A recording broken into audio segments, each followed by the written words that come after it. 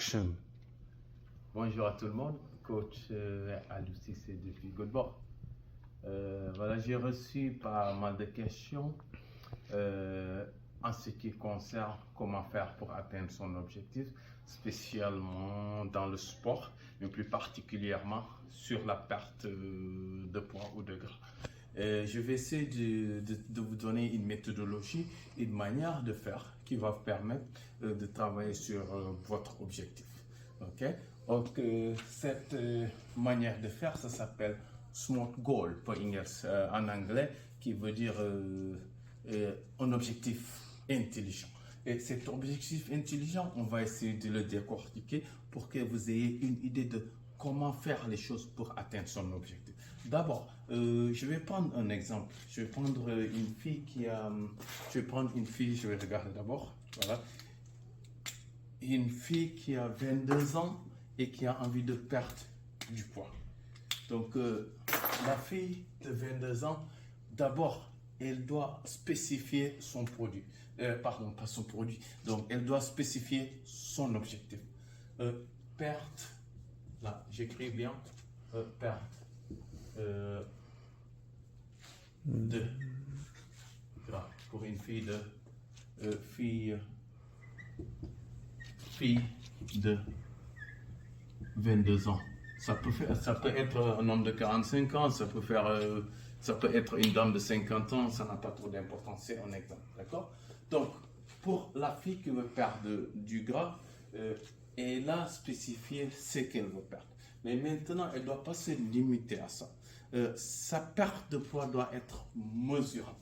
Donc, le M, mesurable, là, voilà. Pourquoi mesurable? Donc, comment on va dire à la fille, ce que tu veux est mesurable. Donc, on va dire à la fille qui est obèse, j'ai envie de perdre 20 kg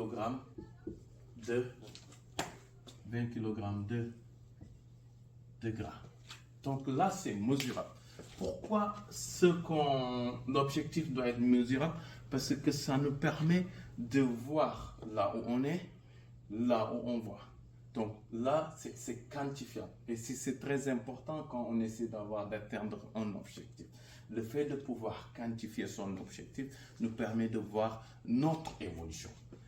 Après cela, l'objectif doit être atteignable. Donc ça veut dire réalisable.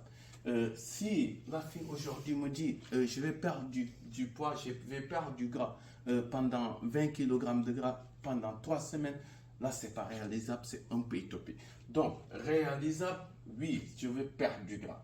Super, on s'arrête à ça parce que c'est réalisable. Après la réalisation, ce qu'elle doit perdre doit être aussi relevant. Donc si elle me dit je vais perdre du poids parce que j'ai juste envie de perdre du poids, ça c'est pas relevant. Il n'y a pas une information qui est motivante.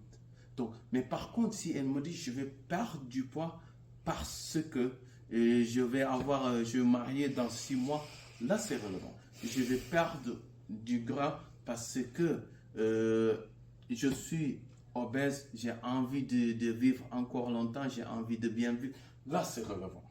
D'accord? Donc, perdre du gras pour bien porter sa robe de mariée. La robe de mariée, j'écris bien la robe de mariée. Robe de mariée. D'accord? Et qu'elle va se marier dans 8 mois. D'accord? C'est un exemple. Ok? Après cela,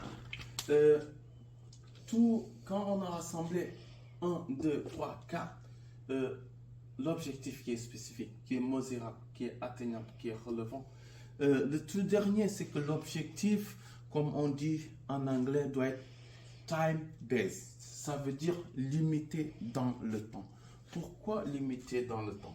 Et je vais vous expliquer comment. La fille qui veut perdre 20 kg de gras va se dire, j'ai envie de perdre mes 20 kg de gras avant le 18 juin 2025.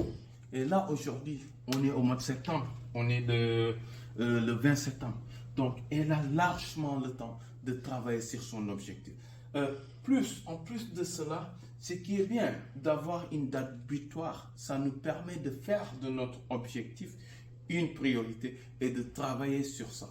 Parce que la plupart des gens, ils ont un objectif, mais l'objectif n'est pas quantifié, l'objectif n'est pas identifié. Donc, du coup, ils se perdent en cours de route.